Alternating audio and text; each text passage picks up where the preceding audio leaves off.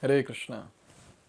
Now, after describing so many basic things, so many elevated things of Ashtanga Yoga, now Krishna is giving some practical tips to all these yogis. It is not just for these Ashtanga yogis, it is actually meant for everyone who is actually reading Bhagavad Gita. So, let's see the practical tips from Krishna. Shloka number 16. Natya ashnatastu yogosti nachaikantam anashanatah न चाति स्वप्नशीलस्य jagrato naiva charjuna. So here Krishna is saying, na yogo asti. There is no possibility of one becoming a yogi if he is ati ashnatah, if he is eating too much. And then it is said again, na cha ekantam anashnatah. And also at the same time, if the person is ekantam anashnatah, is overly abstaining from eating. If suppose he is doing that, that is, he is eating too little, then even such a person cannot become a yogi. And then two more are given. What is that? Nacha atiswapna shilasya. Also, if the person is sleeping too much, even such a person cannot become a yogi. And jagrato na eva cha Arjuna.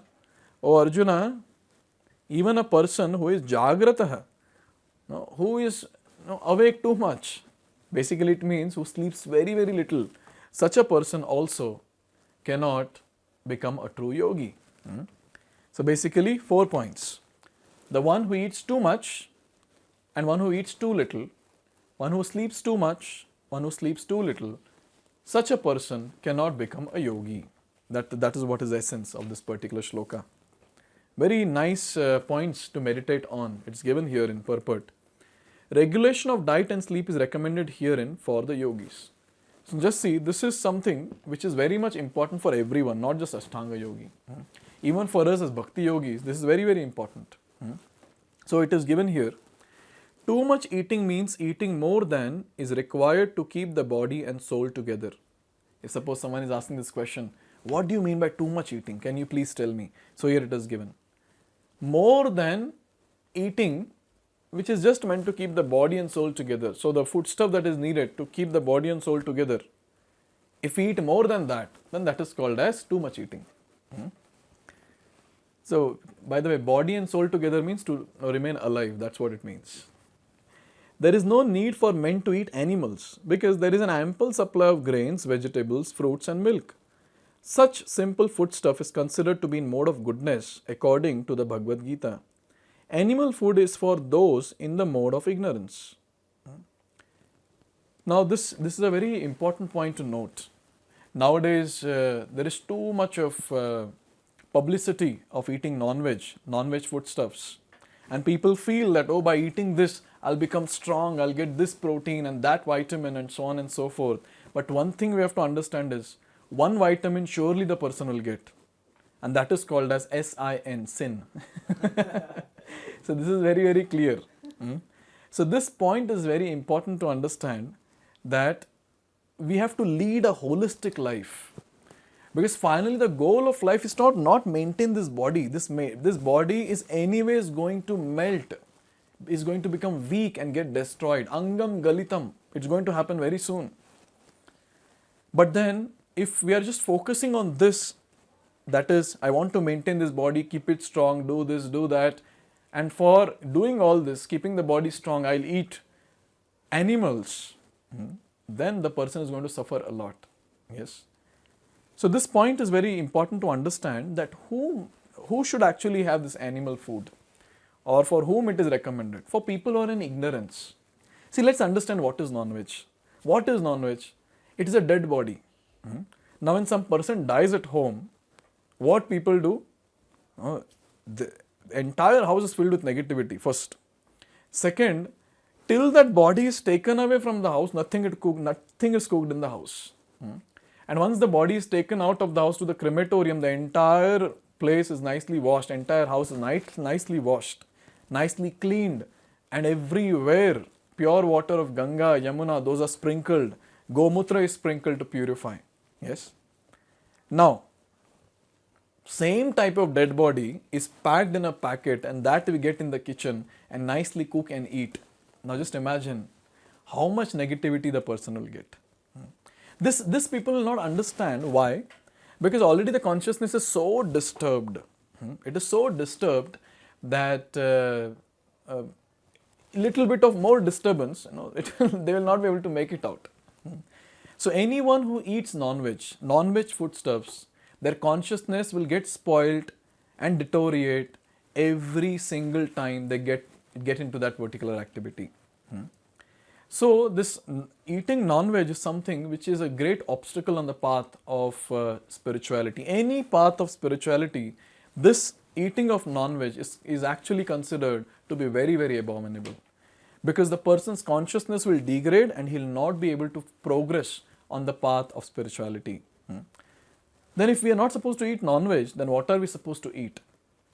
We are supposed to eat the food in the mode of goodness. What are those? So we have grains, vegetables, fruits, milk, and so on. So many are there. So many wonderful, tasty preparations can be made from all this. And this is what Krishna is recommending in Bhagavad Gita also. Patram, Pushpam, Phalam, Toyam.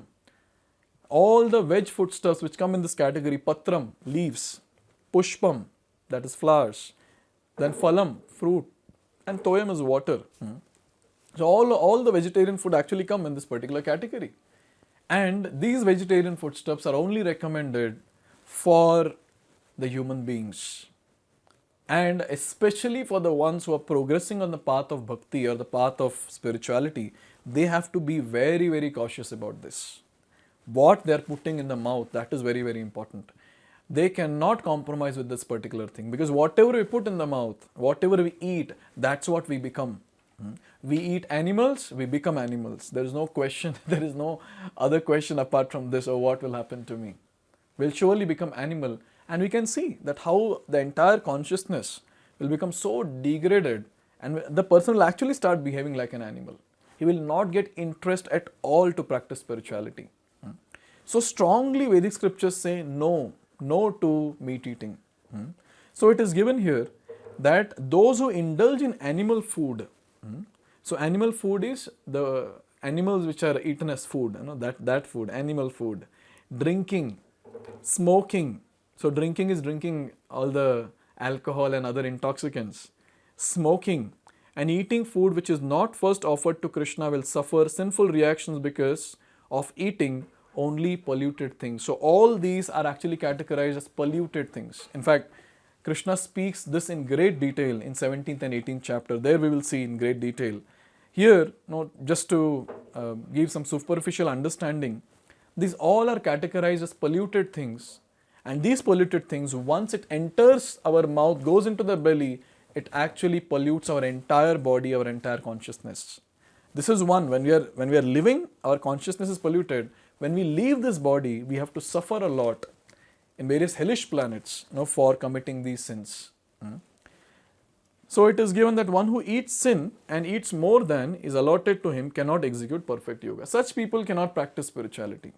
Firstly, they will not get interest. Even if they get interest, with time the interest will die down and they will not be able to continue. Right? So it's very important to eat Krishna prasadam. When someone eats Krishna prasadam, such a person will be sober, in mode of goodness, and he'll be able to progress very, very fast on this path of bhakti. Also, another thing from Ayurveda, from the Vedic scriptures, is this: that how much to eat? Many times people ask, how much to eat? So we have a stomach, consider the stomach to be a big circle. So we have to fill the half of this circle with food. And then the quarter part, that is remaining, the half part is remaining, so divide in two. So the quarter that is there, that has to be filled with water, and the other should be left for the air. So when we eat a lot, what will happen? The burp comes. So basically the air is saying, oh, there is no space within, so I'm coming out. That's what the air is saying when it comes out. So this is what it is. So if we want to live a healthy life, healthy lifestyle, then this is what is recommended. The stomach should be half filled with food, the quarter part should be filled with water, and another quarter should be left for air. Now here it is said that only the Krishna conscious person can attain perfection in yoga practice, nor can one who artificially abstains from eating, manufacturing his own personal process of fasting, practice yoga. The Krishna conscious person observes fasting as it is recommended in scriptures. So nowadays, again, there's another trend of fasting also. People want to fast as they like. For various nonsensical things, people want to fast. So when should we fast? We have to fast according to what is given in Shastra. In Vedic scriptures, Vedic scriptures are extremely practical. If we just follow Vedic scriptures, our body will remain very, very healthy, mind will remain healthy, and we'll be able to very nicely progress on the path of Krishna consciousness. So which are the days when we have to fast? One of the days I'll try to speak here. The day is called as Ekadashi. And very, very scientific this day is called. Ekadashi is very, very scientific. It comes once in 15 days. So twice in a month we have this Ekadashi. So on that particular day the person fasts completely. So now what happens when the person is fasting? According to science, so when a person fasts once in 15 days, there's something called as detoxification that is happening. So when it comes to body detoxification, all the toxins are removed. So this is the material side. But on the spiritual side, the person gets a lot of time on that particular day to engage in service of Krishna. So it is called as Upavas. Upa means near and Vas means to stay. To stay near whom? To stay near Krishna. So that is the day that is meant to stay near Krishna. So we have spiritual benefit, we have material benefit. So it is said, if we follow Vedic scriptures, we will get all benefits from material to spiritual. Now it is said that one who eats more than required will dream very much while sleeping and must consequently sleep more than is required. I don't think I need to explain this. Now we can try this. We can eat nicely and on that particular day we'll sleep very, very nicely for long hours. So it is recommended here, one should not sleep more than 6 hours daily. One who sleeps more than 6 hours out of 24 hours is certainly influenced by mode of ignorance. A person in the mode of ignorance is lazy and prone to sleep a great deal. Such a person cannot perform yoga. So again and again the point is mentioned here that if we are in ignorance, we cannot progress in the practice of spirituality. Ignorance means laziness, too much of sleep and all that. So a person who is into all this, he cannot progress much. It's very, very difficult. So we have to try our best to live a life in mode of goodness. The lifestyle should be molded in such a way that it is in mode of goodness and not ignorance. So now Krishna is going to continue this theme and is going to give more practical tips in the next shloka. So let's see that in the next video. Hare Krishna.